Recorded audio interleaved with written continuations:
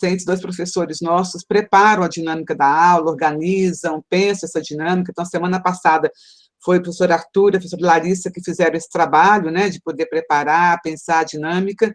Hoje a gente está entrando, então, na aula que a gente chama de rede cegonha, mas é muito mais que isso, né, é uma rede de cuidados à mulher, enfim, a criança né, bem pequenininha, enfim.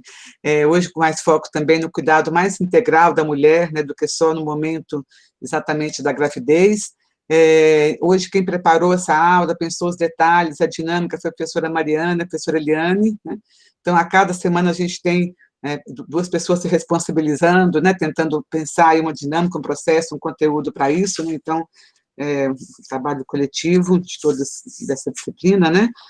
A gente queria também, no início, já estar combinando com vocês, eu conversei um pouco ontem com o Paulo, que é um dos representantes da turma, a gente sabe, né, e isso ainda bem que é assim, né, que nós não temos a frequência obrigatória no horário da UC, porque para muitos alunos, às vezes, esse horário não tem como acessar o computador, tem um uso múltiplo em casa, enfim, vários motivos que podem fazer com que seja mais fácil acessar num outro momento.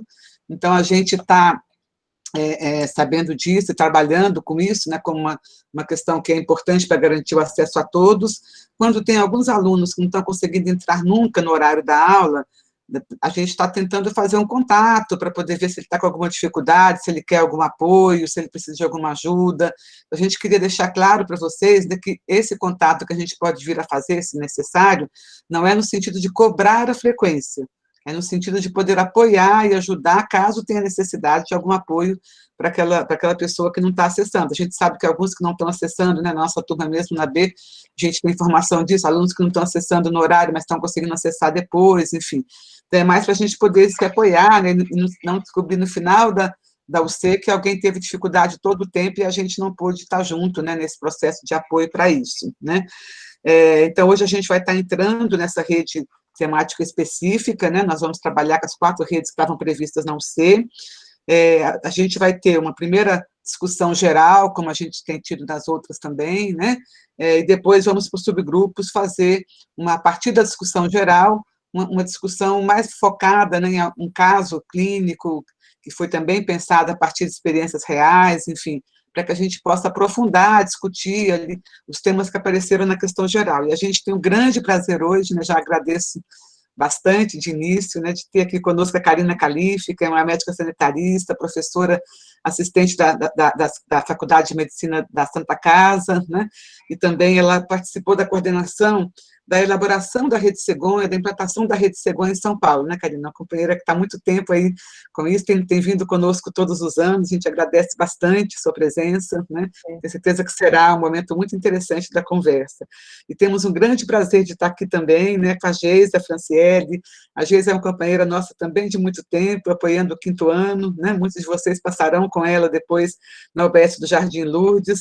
Ela é especialista em saúde da família, programa de saúde da mulher, tem tudo a ver com o tema que a gente vai estar trabalhando hoje aqui, e vai, como eu disse, né, também é enfermeira do Jardim Lourdes, e vai estar trabalhando, quem puder passar por lá, vai ver como é interessante essa vida aí cotidiana da UBS, né? Então, muito prazer, né, obrigada por estar aqui, e a gente começa então com a Karina, pode ser, Karina? Claro, com Depois prazer. que falarem, gente, vai ter um tempinho para perguntas, para dúvidas, então, quem for tendo alguma questão durante a fala, já vai anotando, vai vendo, para a gente depois poder não esquecer, tá? Obrigada, Karina, com você. Bom dia, pessoal. Inicialmente, agradecer a Lumena, um prazer sempre, em nome da Lumena, o Arthur, a Ana, a Lúcia, Jorge Arada, todos vocês. Prazer, Geisa, dividir esse espaço aqui com você, viu? E com todos os alunos. Então, muito obrigada pela confiança e pelo convite. Pessoal, o seguinte, ó, eu pensei um pouco, a gente já fez, a Mariana também, né, que fez o contato, obrigada, Mari. Quando eu pensei um pouco o que eu poderia conversar com vocês hoje, a gente já tinha feito uma conversa, né, Lumena, antes, e o Jorge da Havaiana também, que tinha uma discussão desde as questões da saúde da mulher, das redes, da Rede Cegonha, e também da violência contra a mulher, e como é que está essa questão da violência no momento de pandemia. Então, eu fiz uma outra aula, uma outra construção, mas que inicia de um jeito parecido, porque nem todo mundo estava presente, viu, Lumena? Então, eu achei que valia a pena. Estou falando isso para me desculpar com aqueles que já viram esse pedacinho inicial e depois a gente entra na Rede Cegonha propriamente dita, porque eu acho que faz sentido até para tentar linkar aí com a conversa do Arada, tá bom? Então, eu vou pedir licença para compartilhar aqui a tela com vocês. Vocês podem me interromper a qualquer momento, se alguém precisar, achar que é importante fazer qualquer comentário, fico à disposição. E como é o Meets aqui, eu não vou ver vocês. Então, de vez em quando, alguém diz assim, se eu estou presente aí, tá? Porque já aconteceu de eu cair e não perceber, por favor. Então, vamos lá. A gente fala se você não tiver, tá? Tá bom. Então, vamos lá. Queria apresentar para vocês essa discussão, que é muito cara para mim, que é a discussão das redes de atenção, a atenção básica, né, ou atenção primária à saúde, e o cuidado em saúde. Esse nome, Rede Cegonha, como a Lumena diz, eu acho que ele limita a proposta e o olhar que a gente quer ter em relação ao cuidado e à saúde da mulher, mas ele tem uma história muito interessante, porque a gente conseguiu mexer em muitas coisas nessa área de cuidado, né, mas dizendo para vocês que sempre a intenção, quando a gente vai fazer essa discussão, é a intenção de trabalhar na lógica da integralidade do cuidado em saúde. Aí queria começar até homenageando aí um professor de vocês, muito querido nosso, né, mas que eu tenho sempre, quando eu vou pensar em gestão do cuidado em saúde, olhar para o cuidado, esse conceito, vamos dizer assim, essa definição que o Luiz Cecílio traz para a gente, né, quando ele diz assim que a gestão do cuidado em saúde é o provimento ou disponibilização das tecnologias de saúde de acordo com necessidades singulares de cada pessoa em diferentes momentos da sua vida, mas visando sempre o seu bem-estar, sua segurança e sua autonomia para seguir com a vida produtiva e feliz. Por que eu gosto tanto desse conceito? Para a gente se entender enquanto saúde, é muito mais meio do que fim, ou seja, se a gente estiver indo bem, se as coisas estiverem acontecendo da melhor forma possível, a gente nem aparece tanto, né, dentro da vida das pessoas, né, a gente está ali dando esse suporte. Eu sempre falo para os meus alunos que é como se uma bailarina tivesse um acidente e tivesse algum problema no joelho, a gente tem que dar conta, né, de cuidar desse joelho, de fazer a cirurgia, de reabilitar e fazer com que ela volte aí a dançar feliz na vida, né, então acho que essa é uma questão bem importante, dizendo que isso também acontece dependendo de muitas dimensões diferentes, com lógicas diferentes, com densidades e protagonismo de vários atores diferentes. Bom, falando isso, também acho que é importante a gente entender que, ainda na linha, né, de que o cuidado ele tem uma abordagem integral do processo de saúde e doença, ele precisa considerar vários campos do conhecimento, a gente não tem um campo só, aqui são, se eu não me engano, são alunos de medicina, que a gente sempre saiba que o nosso cuidado, ele tem que sempre ser compartilhado com outras pessoas, com outros profissionais, né, e que vai sempre considerar aí o sujeito, no caso aqui, as mulheres, né, como sujeito do seu próprio processo terapêutico, que eu acho que é algo bem importante, essa construção de autonomia. E também a valorização da participação social. Então, aquilo que a gente está ofertando, cuidando, trocando, tem que ter sempre esse olhar. E que esse cuidado, aqui eu vou tentar ir mais rápido, porque eu sei que vocês tiveram uma aula só disso, mas que esse cuidado, ele se dá dentro das redes de atenção, né? Que seriam, então, esses espaços que organiza vários atores que estão sempre vinculados entre si a partir de objetivos comuns. Se a gente for olhar o conceito que o Ministério ainda hoje, né, utiliza de rede de atenção à saúde, são aí esses arranjos que vão se organizando, que têm diferentes densidades tecnológicas e que vão sendo integrados por meio de vários sistemas, né, de apoio técnico, logístico, de gestão, mas sempre na linha da integralidade do cuidado. E aí, acho que é importante também que a gente olhe para as redes de várias formas para chegar na lógica que eu acho que a gente entende fundamental quando a gente vai articular aí todas essas redes, seja a rede de urgência e emergência, seja a rede de atenção psicossocial, né, da pessoa com deficiência, ou a rede de atenção integral à saúde da mulher, a rede Cegonha. As redes, elas podem ser organizadas de várias formas, né, por nível de sistema, das redes de centro de saúde, rede ambulatorial, hospitalar, as redes temáticas, que são essas que a gente está indo nessa linha, né, de olhar a rede de atenção à saúde da mulher, rede de atenção ao idoso, aos portadores de diabetes, oncologia, enfim, mas que, na verdade, o que a gente está querendo trazer para você é a lógica, o olhar de um sistema em redes de atenção, que, na verdade, vai articular tudo isso, ou seja, que essas redes, mesmo que temáticas, elas não existem sozinhas dentro de um sistema. Nós, os mais velhinhos aí, a gente foi aprendendo a lidar com as questões da saúde, como se a gente tivesse aquilo que a gente chama da visão unidimensional, né? Como se a gente tivesse um sistema com nível primário, secundário e terciário, assim, chapado desse jeito. Todo mundo só entra pelo primário, vai para o secundário, para o terciário, e a gente tem visto que, na verdade, não é assim. As pessoas vão entrando na rede de várias formas, né? Então, a gente vai ganhando aí dimensão nesse caminho. E aí, trazer para vocês, vou trazer aqui o exemplo da própria rede de saúde da mulher, da Rede Cegonha, que uma rede temática, ela pode precisar usar os vários níveis de atenção ao mesmo tempo, com a mesma condição de saúde, ou seja, no mesmo momento da sua vida. Né? Uma gestante, ela vai precisar fazer um pré-natal, pelo menos 7 consultas de pré-natal, com todas as orientações, exames, cuidados, preparações, articulação com onde ela vai ter esse neném e tal. Ela vai precisar fazer, sei lá, na 13ª semana, um ultrassom com translucência nucal, para dar uma olhada nisso, e aqui a rede tem que dizer onde ela vai fazer, ela vai ali para uma atenção especializada, ou precisa de um cardiologista, de orientação, fazer um ergométrico, enfim. E também aquelas que tomarem essa decisão de ter os filhos nas maternidades, dos hospitais, muitas vezes elas vão acessar aí, pelo mesmo motivo, pelo mesmo momento, um nível terciário, né, se essa for, então, a sua escolha. Então, é como se num sistema em rede de atenção, a gente tivesse que articular aí os vários pontos de atenção e que eles tivessem que ter, entre eles, motivos, ou seja, relações e protocolos e linhas de cuidado que tragam esse olhar comum, que mesmo que a pessoa entre, sei lá, com a hipertensão arterial, uma crise hipertensiva direto no nível terciário, e precise depois voltar, no caso, sei lá, tem um AVC, aí vai voltar para fazer essa atenção no nível primário, na atenção básica, nesse espaço mais coordenador do cuidado, que essa orientação, que esses olhares, eles sejam sempre comuns, né, e que a gente possa, então, caminhar nessa pirâmide, nessa rede, é como se a gente, então, derrubasse aí a pirâmide e fizesse ela aí nesse olhar de dimensão mais ampla, de uma 4ª dimensão, sei lá, né, dos serviços articulados.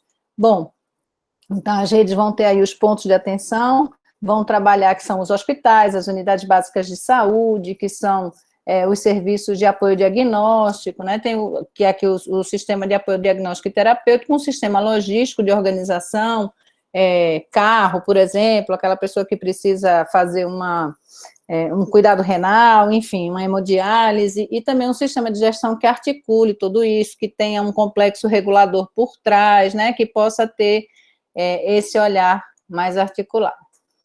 Então, retomando o mesmo conceito, a gente já falou disso, né, que são esses arranjos organizativos aí, e aí eu quero entrar numa construção, ou seja, num olhar de linha de cuidado, que é um pouco a lógica que as redes vão trabalhando, né, então aqui a rede Cegonha, mas qualquer uma das redes, rede de atenção psicossocial, da pessoa com deficiência, vocês vão ver que elas vão trabalhando nessa lógica de gestão, de ferramenta de gestão estruturada de linha de cuidado também.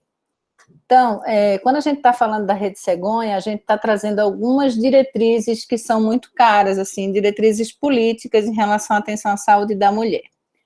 A primeira coisa que a gente tem que levar em conta é que quando a gente vai trabalhar com a saúde da mulher, a gente tem que olhar, não só com a saúde da mulher de todos, mas aqui é muito importante quando a gente olha para essa consideração de gênero que a gente tem na sociedade, né? Ou seja, a gente ter respeito à autonomia das usuárias na tomada da decisão sobre sua vida, em particular em relação à sua saúde, sua sexualidade e sua reprodução.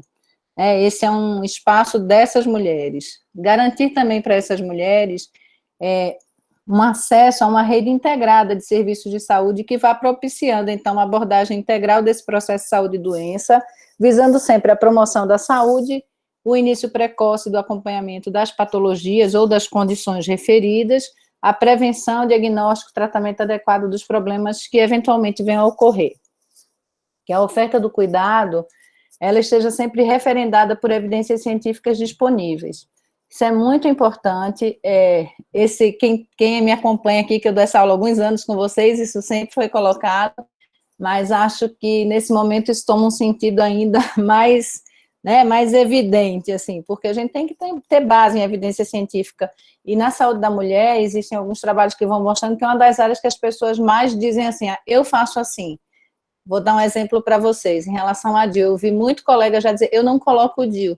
Veja bem, o DIU não é para você, é para a usuária. Então, não pode ser algo que, a partir do olhar do profissional de saúde, essas decisões sejam tomadas. No caso do DIU, que é um dos melhores, das melhores ofertas que a gente tem, que ficam aí nas unidades, muitas vezes sem ser utilizados, por questões desse espaço que a Lumena vem trabalhando tão bem, o pessoal da linha de micropolítica também. Quer dizer que todo mundo faz gestão um pouco. Então, um profissional de saúde que se negue ou que escolha o que vai fazer, ele está aí, muitas vezes, limitando a oferta a essas mulheres do seu cuidado sexual e reprodutivo, né?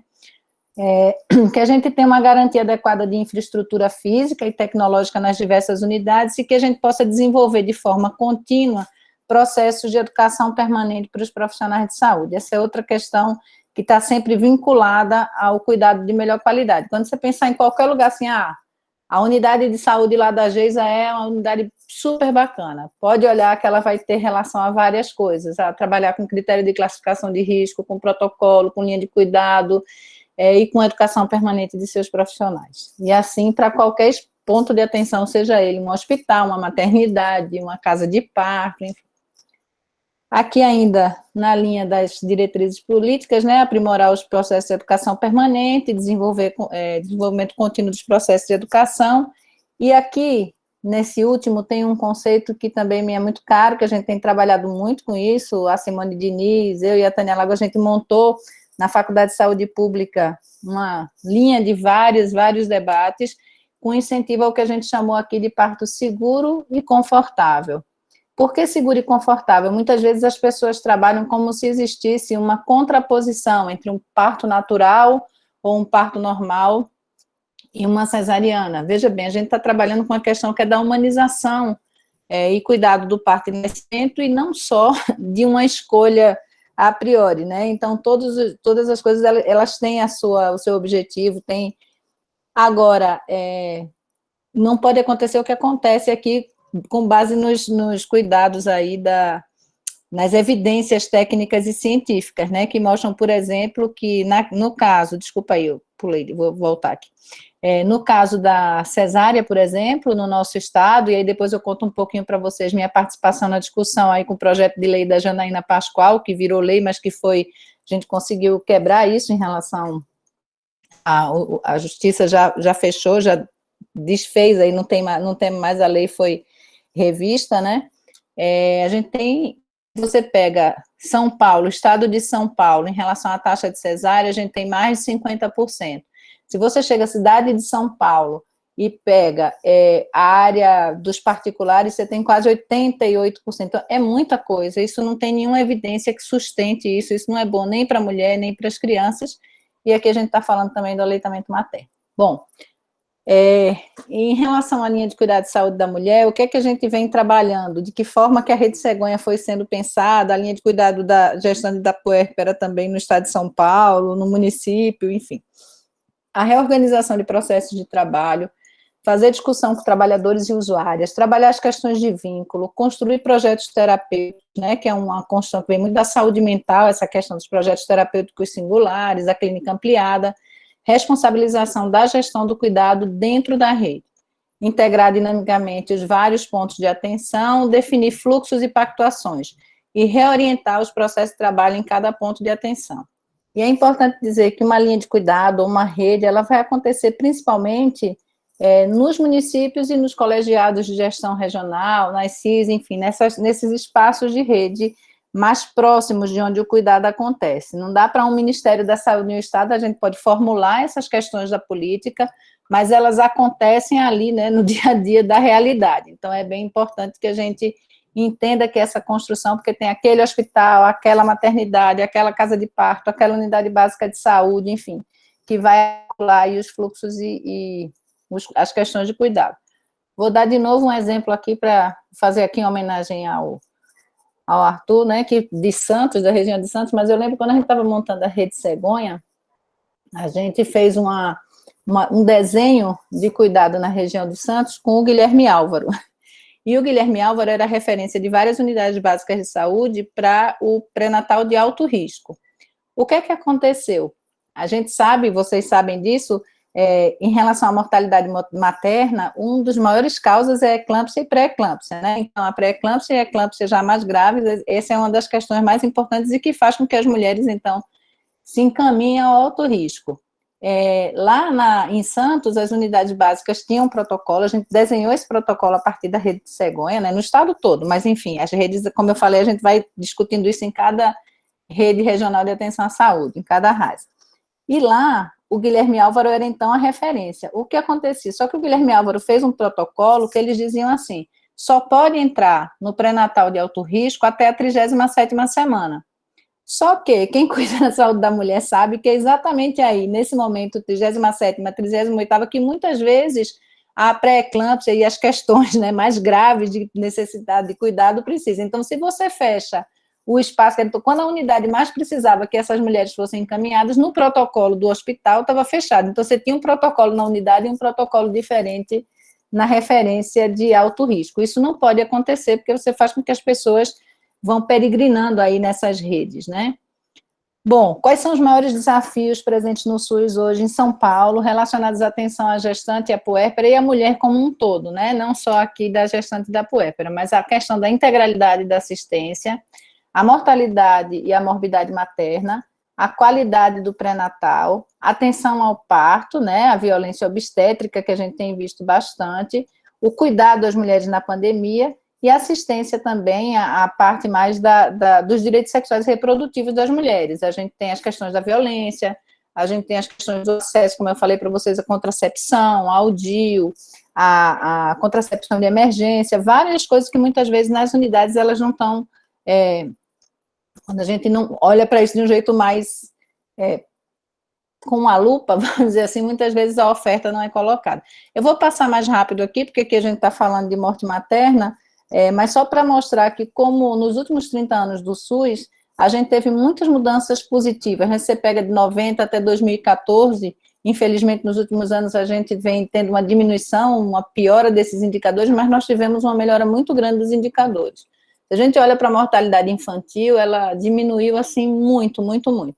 Já a mortalidade materna tem sim uma linha de diminuição, mas que ela não é tão importante, porque diz respeito a várias outras questões de acesso às mulheres. Aqui são estimativas do Brasil em relação aos outros lugares, mas se a gente pega o Brasil com 56, pega o Reino Unido com 12, Uruguai, enfim, para cada 100 mil. Vou passar mais rápido, aqui é a curva que vocês veem que ela diminui até 2001, aí ela tem uma queda aqui em 2008, e ela vai ter um aumento importante em 2009 por conta da H1N1, e vocês vão ver que lá no fim eu vou trabalhar um pouquinho a questão das mulheres e da pandemia, das várias questões que têm se abatido, que são as causas mais importantes. Aí vamos entrar na rede cegonha propriamente dita, né, e trazer para vocês, quando se pensou a rede cegonha, que é a rede cegonha. Eu não vou conseguir não falar como feminista, para vocês verem como é que são as questões das mulheres, né? A mulher vai ficar grávida, né, leva o bebê aí na barriga, vai, enfim, parir, vai amamentar, mas o nome da rede é cegonha, como se outra pessoa fizesse isso. Então, assim, retomar aí a busca dessa autonomia, esse é o nome que realmente eu concordo com a Lumena, que a gente pode falar da rede do cuidado integral à saúde da mulher, né? Então, a rede cegonha é uma estratégia que visa organizar a rede de cuidados que assegure à mulher o direito do planejamento reprodutivo e atenção humanizada à gravidez, ao parto e puerpério. À criança, o direito do nascimento seguro e ao crescimento e desenvolvimento saudáveis, tendo como princípios a defesa dos direitos humanos, que é fundamental em qualquer olhar para o cuidado que a gente vai ter, o respeito à diversidade cultural, étnica e racial e às diferenças regionais, isso faz muita diferença, promoção da equidade, enfoque de gênero, a garantia dos direitos sexuais e dos direitos reprodutivos das mulheres, jovens, gestantes, enfim, e a participação e mobilização social. Deixa eu pôr isso para cá, que está atrapalhando um pouco. E as adolescentes também. Perdão. Os principais objetivos da rede cegonha seriam fomentar a implementação de um novo modelo de atenção à saúde da mulher e à saúde da criança, com foco na atenção ao parto e nascimento, ao crescimento e desenvolvimento da criança dos 0 aos 24 meses. Organizar a rede de atenção à saúde materna e infantil para que essa garanta o acesso, acolhimento e resolutividade. E reduzir, que é uma grande questão para a gente, né, reduzir a morte materna e infantil, com ênfase aí no componente neonatal. As diretrizes garantir o acolhimento com avaliação e classificação de risco e vulnerabilidade, ampliando o acesso, garantir uma vinculação da gestante à unidade de referência e ao transporte seguro, quando for necessário, né, na hora do parto, garantia das boas práticas de segurança na atenção ao parto e nascimento, garantia de atenção à saúde das crianças, de 0 a 24, e garantia fundamental de acesso às ações de planejamento reprodutivo. Depois eu vou mandar para a Mariana Nasser um material que eu apresentei no congresso do COSEMES, no último que a gente teve, que fala um pouco, tem alguns casos traçadores, que vai falando o quanto que essa falta de garantia às ações de planejamento reprodutivo, elas impactam diretamente a questão tanto da saúde das mulheres, da saúde mental, da saúde sexual e reprodutiva, como também na mortalidade materna, porque o número de gravidez indesejado por falta desse acesso é enorme, né? Para a gente operacionalizar a Rede Cegonha, a gente tem algumas fases, né, que vão acontecer. Então, vamos lá. Adesão e diagnóstico, então tem que fazer um alinhamento conceitual e operacional da rede no estado, precisa ser homologado dentro da região de saúde inicial para implementar essa Rede Cegonha, tem que formar um grupo condutor, que foi disso que eu participei, que a Lumena estava falando, eu era coordenadora desse grupo condutor no estado de São Paulo, que vai ser formado pela Secretaria de Estado da Saúde, pelo Conselho de Secretários Municipais e com apoio institucional do Ministério. Tudo isso tem algumas questões e mudanças hoje, mas é assim que a rede foi montada e é assim que eu vou apresentá-la para vocês, tá? Karina, se você puder ir uns 5 minutos, assim, a gente... Tá bom, tá acabando. O desenho regional da Rede Cegonha vai fazer essa realização da análise institucional, fazer o desenho dentro da ARCI, ver onde é que vão estar, por exemplo, os leitos de urgência e emergência, os leitos de UTI neonatal, vai contratualizar ponto de atenção, vai qualificar os componentes e vai ter a certificação, que é a verificação da qualificação dos componentes no Ministério em parceria com o CONAS e CONASEMES, então você fecha isso e os recursos passam, então, a chegar. Aqui são a contribuição e atribuição dos grupos condutores, que é mobilizar os dirigentes, apoiar a organização do processo de trabalho, identificar e apoiar a solução de possíveis pontos críticos, monitorar e avaliar o processo de implantação na rede. Aqui é uma referência do Eugênio Vilaça, né, que a gente, ao pensar uma rede de atenção, já falei para vocês que esse não é o único referencial, a gente tem vários outros referenciais, mas aqui com a ideia de organizar as redes em arranjos produtivos híbridos que vão pensando um pouco nessa coisa de economia de escopo, mas também de vulnerabilidade, de acesso ao serviço. Então, a questão das UTIs, por exemplo, e do acesso às mulheres, ela é muito importante. A questão de concentração e dispersão de serviço, na mesma linha, né, então, alguns serviços, como as unidades básicas, o acesso ao pré-natal, ela tem que estar perto de todo mundo e existir em grande escala. Alguns serviços, como as UTIs, sejam para as mulheres ou para as crianças, elas podem estar concentradas dentro das redes em alguns pontos de referência.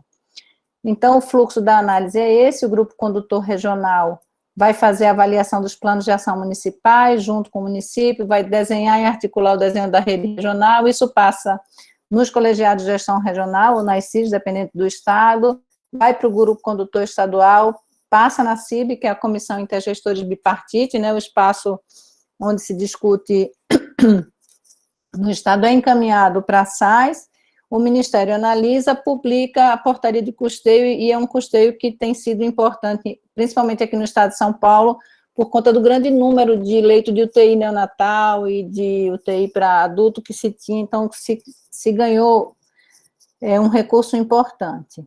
Aqui, eu acho que esse é o último, ou penúltimo, Lumena, já estou finalizando, mas eu não podia deixar de trazer para vocês, então só, já que é o penúltimo aqui, deixa eu só fazer com mais calma esse pedaço.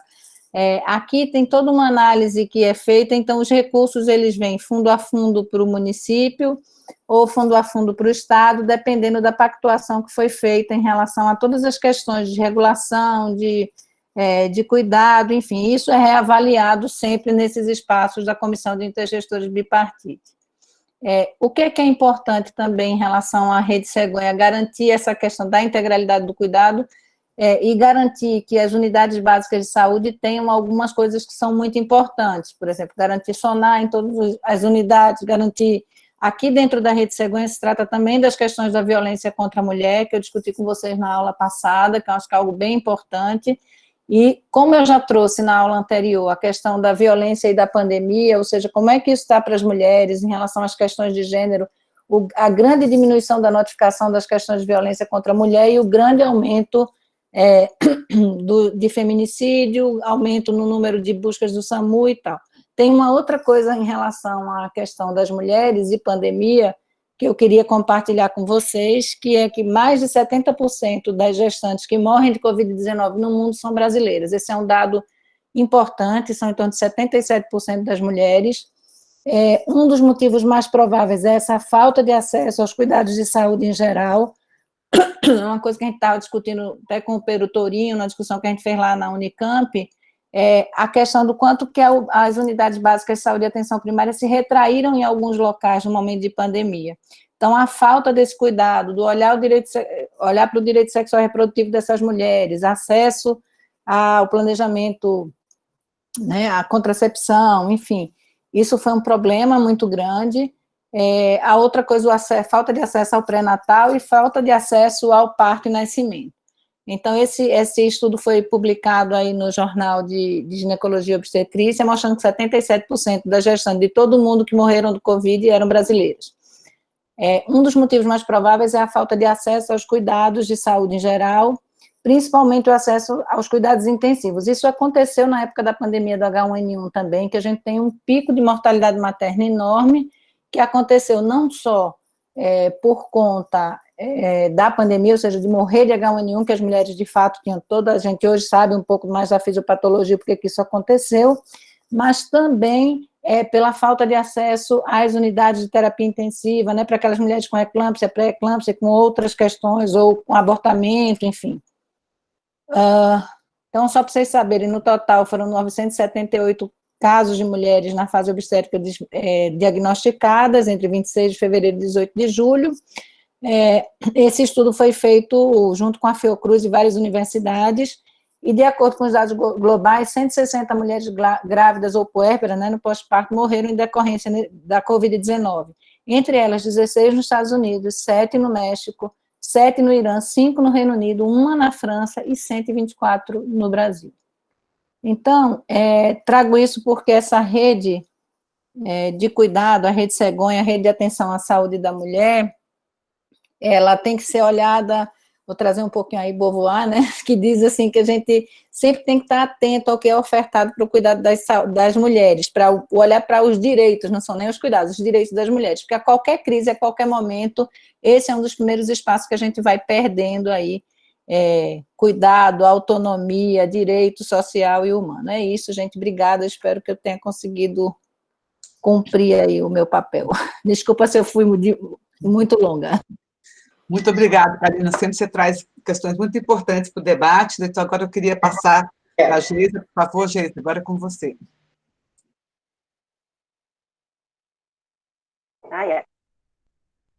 Bom dia, então, para todo mundo, né? Agradeço muito o convite, a Karina, a Lumena, a Mariana e principalmente a doutora Eliana, né? Sou enfermeira, então, lá da UBS Jardim Luz, vou contar um pouquinho sobre a minha história, né, em relação ao Rede Cegonha e como que é a nossa atuação lá na UBS Jardim Lourdes. Como a Karina já, né, expôs aí para todo mundo sobre a formação, né, do Rede Cegonha, vale lembrar, né, que é uma portaria, né, uma portaria 4.459 de junho de 2011, e que institui no âmbito, né, do Sistema Único de Saúde a Rede Cegonha. E essa rede ela é organizada por alguns componentes, né? Então, a princípio, são 4 componentes: o componente do pré-natal, parto e o nascimento, o puerpério e a atenção integral à saúde da criança, e o quarto, que é o sistema logístico, que é toda essa parte, né, do transporte sanitário e regulação, que a Karina expôs muito bem aí anteriormente.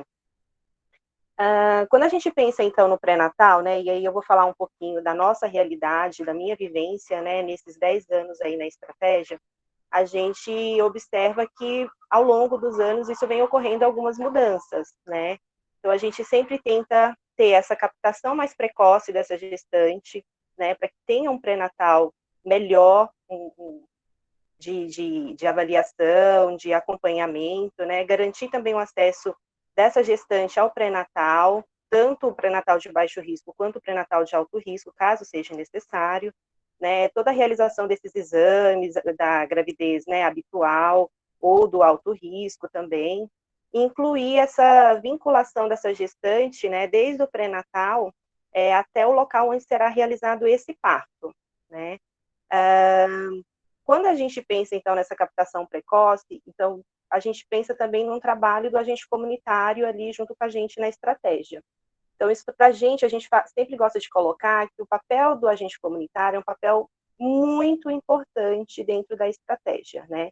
É ele que tem esse olhar, né, ali dentro da comunidade, ali dentro da família, né, de observar algumas alterações e trazer isso para a gente dentro da UBS, né, para que a gente tenha algum tipo de ação. Então, assim, dentro da unidade, a gente acaba implementando um fluxo para a realização desse beta-HCG, né, pela equipe de enfermagem, onde esses resultados do beta-HCG, eles sempre são informados pelo enfermeiro.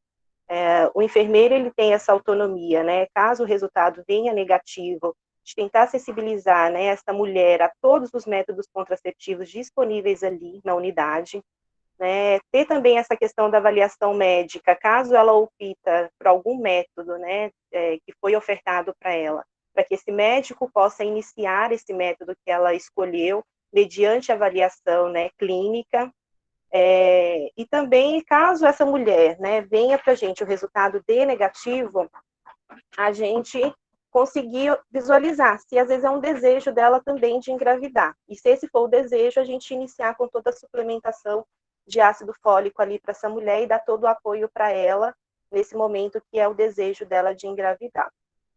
Caso o resultado dê positivo, né, a gente inicia, então o enfermeiro ele inicia ali no momento imediato a abertura desse prontuário da gestante, né, então a gente faz a primeira consulta, a gente solicita todos os exames, no momento, caso a citologia oncótica dela esteja atrasada por mais de um ano, a gente já faz essa coleta, faz a avaliação das mamas também, né, porque a gente observa que às vezes a mulher é vista muito pela barriga quando está gestante, né, e a gente vê essa necessidade de fazer essa avaliação das mamas, porque muitas gestantes, às vezes, elas podem iniciar com alguma alteração, né.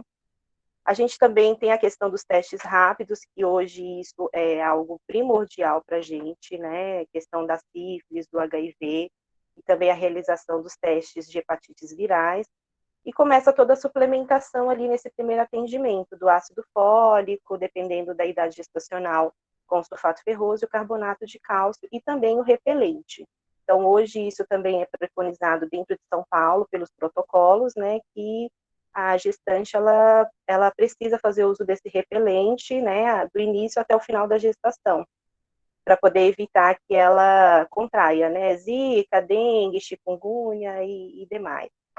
Solicitação também do bilhete único, né, quando a gente pensa aí nesse transporte dessa gestante, nesse acesso dessa gestante a alguns exames, a alguns outros serviços, até mesmo o comparecimento dela com pré-natal de alto risco. Então, a gente faz também essa solicitação desse cartão ali nessa primeira consulta, né? E aí, quando a gente pensa... Desculpa, gente. Quando a gente pensa no pré-natal, então, do risco habitual, que seria o pré-natal de baixo risco, na unidade a gente faz as consultas mensais até 28 semanas, sempre intercalado entre médico e enfermeiro, né, da equipe. De 28 a 36 semanas a gente faz quinzenalmente, e de 36 até o parto a gente faz semanalmente. Sempre durante as consultas a gente gosta de estimular muito a questão do parto normal, né, tanto o parto normal quanto a amamentação. E também a gente estimula muito o bem a estar comparecendo nessas consultas.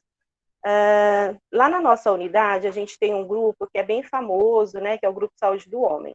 Então, esse Grupo Saúde do Homem é um grupo que ele foi implementado na unidade em 2012, né, e e cada ano ele vem ganhando mais força dentro da unidade, com a participação desses homens. Então, quando a gente já tem a participação desse homem no pré-natal, a gente sempre gosta de atribuir ele a esse grupo, né, onde ele vai estar sendo avaliado pelo médico, ter todo um acompanhamento, e também a atualização das vacinas deste homem, né? Mas quando ele comparece ali no primeiro atendimento dessa gestante, a gente sempre gosta também, né, e deve fazer a avaliação dos testes rápidos, caso esse homem permita, né, para a gente poder iniciar o acompanhamento dele. E aí, quando a Karina fala da clínica ampliada, né, a gente sempre pensa isso dentro da unidade como uma maior, como um maior processo de participação de vários profissionais ali dentro da unidade. Não sei se todos, né, conhecem dos estudantes, né, mas a gente tem a questão do NASF, que é o Núcleo de Apoio à Saúde da Família, e dentro desse NASF, na nossa unidade, a gente tem a participação da ginecologista, né, que ela tem um papel muito fundamental de dar esse apoio para a estratégia, né, nesse momento de acompanhamento dessa gestante. Bem como a gente também tem, né, a questão da psicólogo, psiquiatra, assistente social, fono, terapeuta ocupacional, tudo para poder nos dar esse suporte. E aí, também, dentro disso, fora esses profissionais do quais a gente se reúne regularmente para poder fazer capacitações, a gente também tem encontros com a nossa supervisão técnica de saúde, né, que no caso é a doutora Regina. Então, sempre a gente está passando por algum tipo de capacitação para poder melhorar aí nosso atendimento. Na questão do pré-natal de alto risco, a gente tem como a nossa referência aqui da região a maternidade Vila Santa Catarina, né? E aí uma das dificuldades que a gente sempre gosta de colocar é que quando a mulher ela vai para o pré-natal de alto risco, a gente tem uma dificuldade de vincular ela novamente à unidade, né? Então isso é um grande problema que a gente enfrenta. Essa mulher ela fica fazendo pré-natal no alto risco, porém ela deixa de comparecer na unidade, né? Então, assim, e fora isso também, a gente tem a questão da contrarreferência do alto risco. Então, é algo que a gente vem tentando trabalhar com a maternidade, né? E quando essa mulher está acompanhando lá e vem para a gente nas consultas, a gente não sabe ao certo o que está sendo feito com essa mulher lá, o que está sendo solicitado. Às vezes ela fez vários exames e não está anotado na caderneta dela do pré-natal, mas a maternidade também não dispõe desse resultado desse exame impresso. Então, isso acaba prejudicando um pouquinho aí a nossa comunicação entre os serviços. Então, assim, a questão do pré-natal do homem, hoje, assim, na unidade a gente vê que cada vez mais o homem está participando, né? Ele participa muito nas consultas do cotidiano dessa gestante, tem uma participação maior durante o parto, tem uma participação maior nessas consultas de puericultura. Então, a gente consegue ver essa participação maior e tendo toda uma diferença aí para a mulher também, né? Então, a gente também tenta fortalecer e apoiar essas famílias, né? Tanto no envolvimento desses homens no cuidado com a mãe, com a criança, tanto promover também essa paternidade afetiva, né, com impacto importante no desenvolvimento físico, emocional e social dos filhos, a gente tenta facilitar e estimular o acesso desses homens a essas ações de serviço à saúde, ofertando consultas, exames, e a questão do grupo Saúde do Homem, que eu falei um pouquinho antes. A gente tenta, na agenda do médico, sempre deixar uma vaga casada com a vaga da gestante, né, para esse homem. Caso ele tenha esse desejo de passar uma avaliação clínica, então a gente acaba deixando em conjunto com essa vaga de agendamento da gestante, para que, na sequência, o médico faça o atendimento desse homem, tá?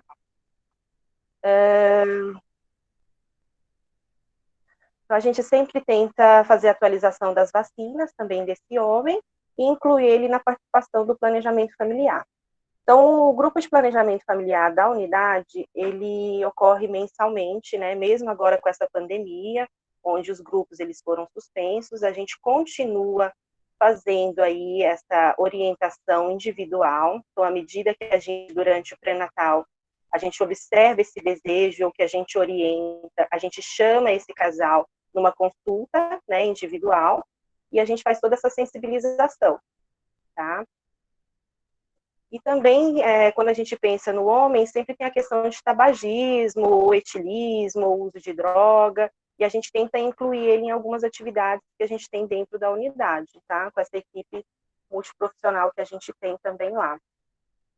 Então, assim, nas tentativas de grupos, né, que isso fortalece bastante esse acompanhamento dessa gestante, a gente tem o grupo de gestante da unidade. Então, ele é oferecido por uma equipe multiprofissional, né? Então, a gente tem o enfermeiro, tem o médico ginecologista, temos o fisioterapeuta e a fonoaudióloga.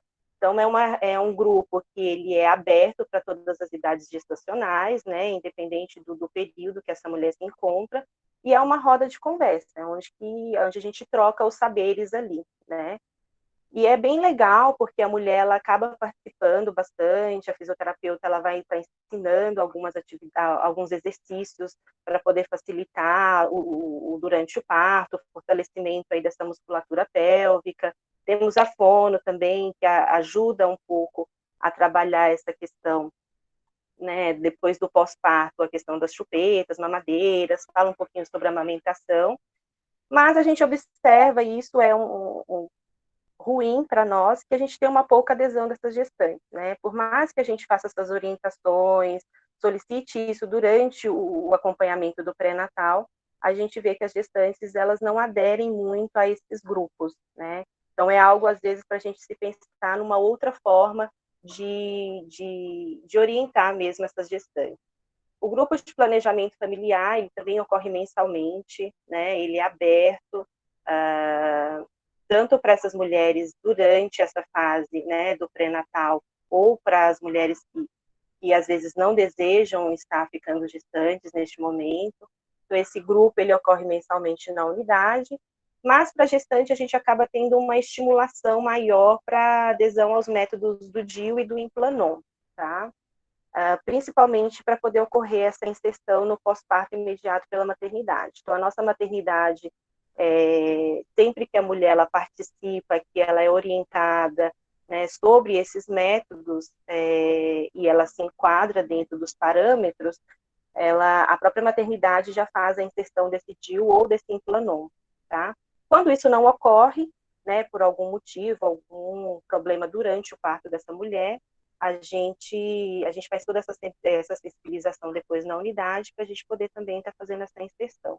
Como a nossa unidade ela tem uma área bem carente, né, uma área de comunidade, então a gente tem uma vulnerabilidade muito grande. Então, quanto mais a gente tenta ofertar esses métodos, né, a gente tem uma melhora aí nessa questão da produtividade, dessa mulher não ficar tão gestante com facilidade, né? Nós temos aqui na nossa região, a nossa apoiadora é a doutora Regina, que é uma ginecologista, ela é nossa apoiadora pela supervisão técnica de saúde da Vila Mariana Jabaquara, e a doutora Regina que sempre faz, né, toda essa interlocução com a gente, tanto da parte de regulação de vagas, tanto de alto risco, quanto para exames, quanto de capacitação desses profissionais, toda essa parte logística aí da parte da saúde da mulher. Então, a doutora Regina, ela nos dá esse apoio, né? Tanto que a doutora Regina, ela bolou um checklist, que a gente coloca esse checklist na capa do prontuário da gestante, e à medida que surge, a cada trimestre, surge algum tipo de comorbidade, né, isso é assinalado nesse checklist para que fique de fácil visualização para o profissional que está atendendo essa gestante.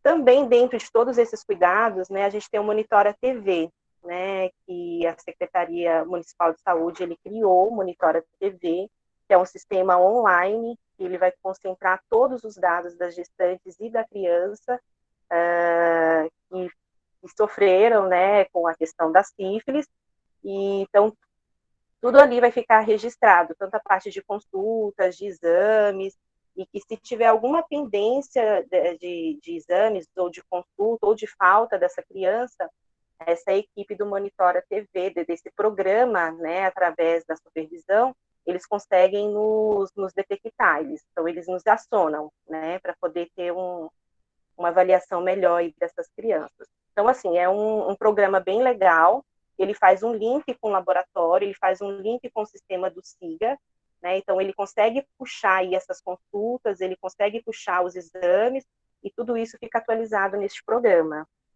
Geisa, se puder ir concluindo, tá, obrigada. Tá bom.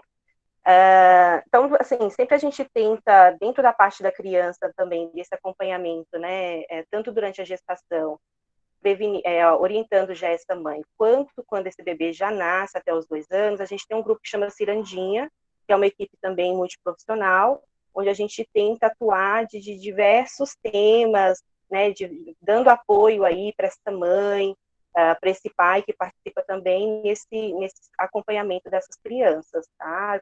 Também temos o grupo de amamentação, que é uma equipe multiprofissional que participa, e a gente faz a formação desses bebezinhos aos 6 meses, quando eles concluem, né, com o aleitamento materno exclusivo. Então, assim, a gente também tem uma questão que é o Alô Mãe Paulistana, né, que é um 0800, né, e esse 0800, a gestante ou puérpera, ou a mãe que está em segmento da sua criança até os 2 anos de idade, tem o site, tem o telefone, onde tem uma equipe de profissionais especializadas que podem tirar dúvidas e dar informações a respeito de qualquer tema relacionado, né, à gestante. E esse programa, então, tem alguns enfermeiros especializados que vai atuar nessa promoção e prevenção da saúde dessas gestantes e desses bebês. A gente sempre recebe e-mails, né, do Alô Mãe, pontuando a gente de algumas crianças quando falta também nessas consultas, e o Alô Mãe também, ele oferece para essas puérperas a inserção de DIU. Então, caso ela não consiga nem fazer na maternidade, nem na unidade, ela também tem essa possibilidade através do Alô Mãe para poder estar tendo acesso a alguns métodos contraceptivos, tá? Então, assim, queria então encerrar aqui mesmo, né? A gente tem diversos grupos, a gente tem diversos profissionais que a gente tenta trabalhar. Agora, em momento de pandemia, a gente está enfrentando as questões de violência doméstica, né? Que estão surgindo em alta agora para a gente nas consultas. A gente vê muitas mulheres vindo com óculos escuros, com blusas de gola alta, e quando a gente tenta, né, perguntar, às vezes elas acabam omitindo, né, essa violência, mas por isso que eu sempre falo que o papel do agente comunitário ele é muito importante, porque o agente comunitário ele consegue trazer para a gente essa vivência do que está realmente ocorrendo ali naquela região, e a gente tenta trabalhar com a assistente social, com a psicóloga, em cima dessas gestantes que a gente está visualizando. E isso aumentou muito agora na pandemia, né? Então, a gente vem observando muitas separações, muitos casos de violência. E a gente vai tentando sempre trabalhar com uma equipe mais multiprofissional mesmo, para poder dar uma assistência melhor aí a essas mulheres. Ok. Seria isso, né? Se alguém tiver alguma dúvida, alguma questão a perguntar. Tá bom? Lumena.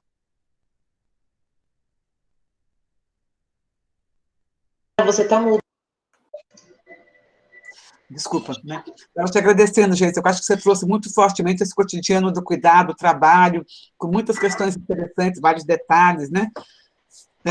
A gente vai ter uma segunda parte agora da nossa aula, que são pequenos grupos, mas acho que é importante, se alguém tiver alguma dúvida, alguma questão que quer colocar para a Karina ou para a Geisa, a gente rapidamente aí faz uns 5 minutinhos aí de conversa, né? Então, se algum aluno, né, se algum aluno tiver alguma questão para colocar, eu acho que era interessante, né? Senão a gente passa para os grupos, né? Não sei se alguém, Mariana, o aluno está colocando... João Vitor. Isso aqui no chat, João Vitor escreveu. Bom dia, vocês estão me ouvindo? Sim. Estamos sim, João Vitor. Para todo mundo, obrigado, professoras, pelas aulas. Eu vi uma notícia recentemente sobre procedimentos que foram retirados, enfim, materiais que foram retirados da lista oferecida pelo SUS. Eu não sei exatamente como funciona isso, então eu queria saber se vocês podiam esclarecer, mas aqui nessa portaria, eles comentam da questão do DIU, né, que a parte do atendimento clínico, tanto para inserção quanto remoção do DIU, foi retirado da lista de procedimentos do SUS, e eu queria saber o impacto que isso tem aí, principalmente porque a Geisa comentou bastante, né, sobre a questão do acesso à contracepção por meio dele, né? Essa é a pergunta. Obrigado. Pode ver se tem mais perguntas e fazer um combinado, né? Acho que seria talvez melhor. E por enquanto ainda não tem mais nenhuma. Acho que seria legal se os alunos pudessem, né, se colocar.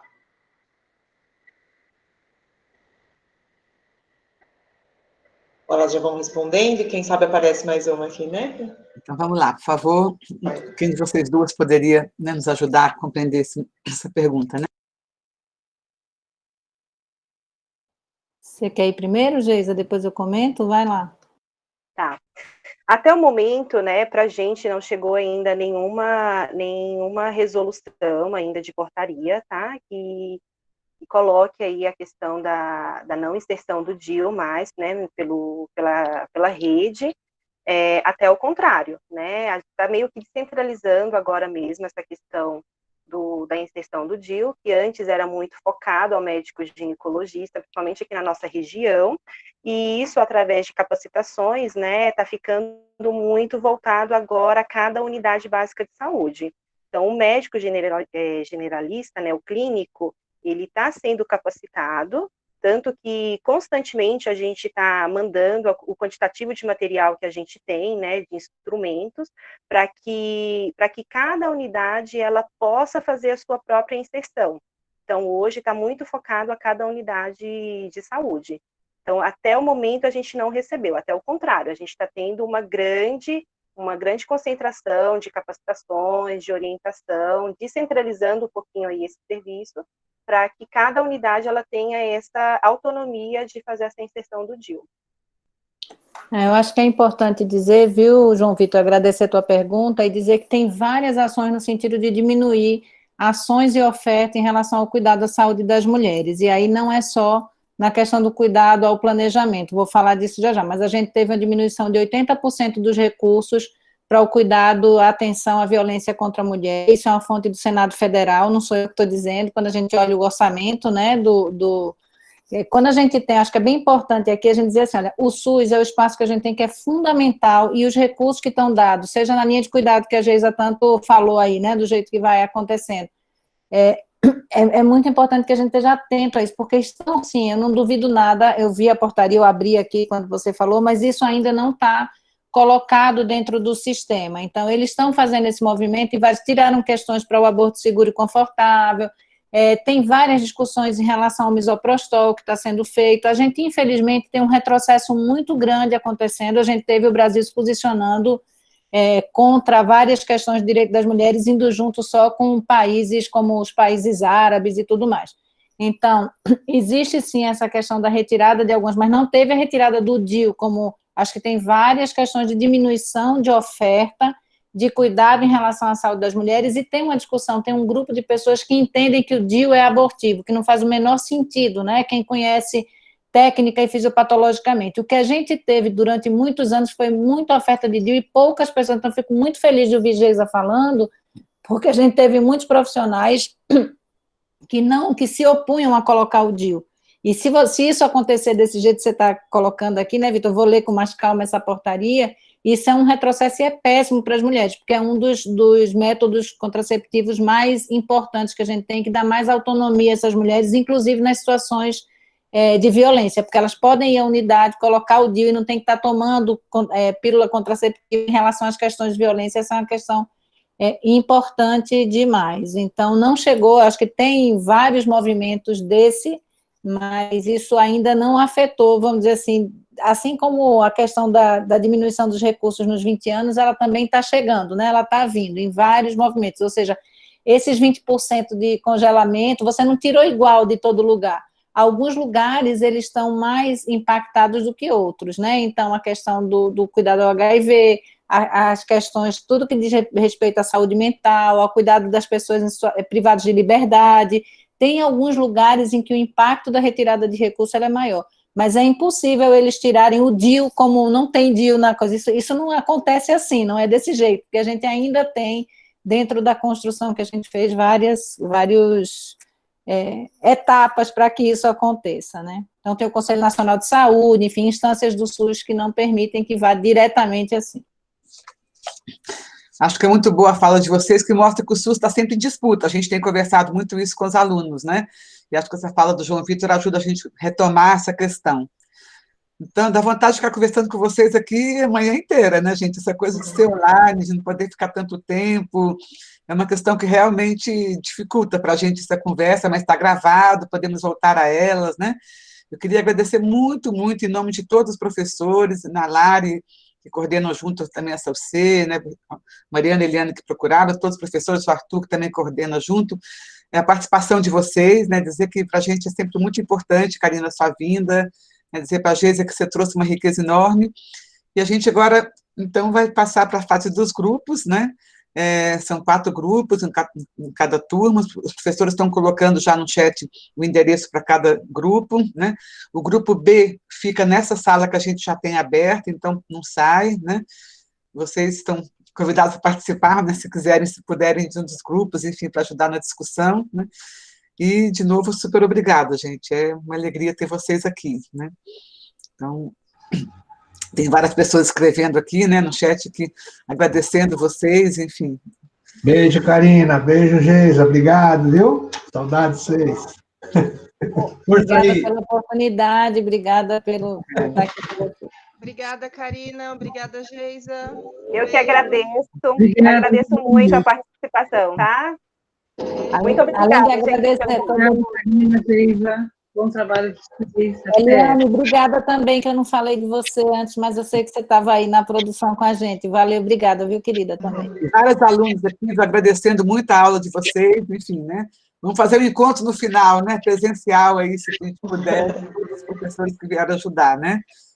Karina e Geisa, queria agradecer muito, foi muito bom, contribuíram muito, tá? Obrigada. Cuidem-se, saudade de vocês, beijo.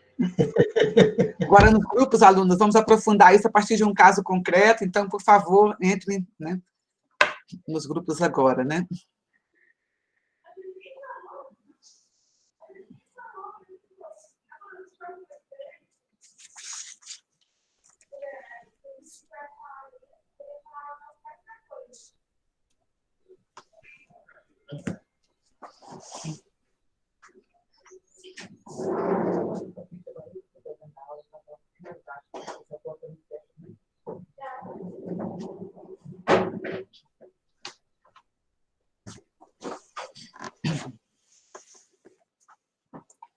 Então, o grupo B fica aí, por favor, tá, gente?